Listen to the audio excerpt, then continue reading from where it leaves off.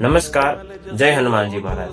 આજ રોજ આ ગુજરાતી પંડિતના માધ્યમ દ્વારા ભગવાન હનુમાનજી મહારાજની તમામ માહિતી આપની સમક્ષ રજૂ કરવા જઈ રહ્યા છે। ત્યારે શ્રી ગુરુચરણ સરોજ રજ નિજમન મુકુર સુધાર બરનહુ રઘુબલ બિમલ જસુ જોદાયક પ્રચાર બુદ્ધિહીનતनु જાનિકે સુમિરો પવન કુમાર બલ બુદ્ધિ વિદ્યા દેવ મોહે હરવ કલેશ વિકાર।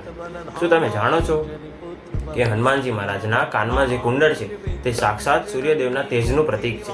જ્યારે હનુમાનજી મહારાજ સૂર્યદેવ પાસે જ્ઞાન લેવા ગયા ત્યારે સૂર્યદેવના પ્રચંડ તેજને ગ્રહણ કરવા માટે તેમણે આ દિવ્ય કુંડળ એ માત્ર કોઈ આભૂષણ નથી, પરંતુ હનુમાનજી મહારાજની અખંડ એકાગ્રતા અને બુદ્ધિ શક્તિનું પ્રતીક છે।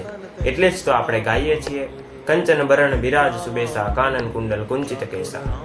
હનુમાનજી આજે પણ આ પૃથ્વી પર સહજ રીતે હાજર છે એવું શાસ્ત્રો કહે છે।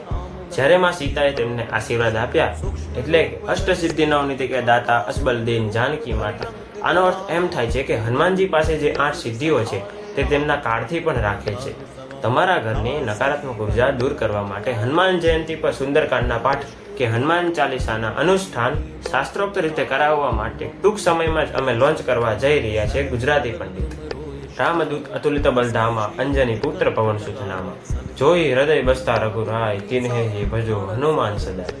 હનુમાનજીની કૃપા તમારા પર સદાય રહે। જો તમે પણ હનુમાનજી મહારાજના ભક્ત હોય તો કોમેન્ટમાં જય બજરંગબલી લખવાનું ભૂલશો નહીં।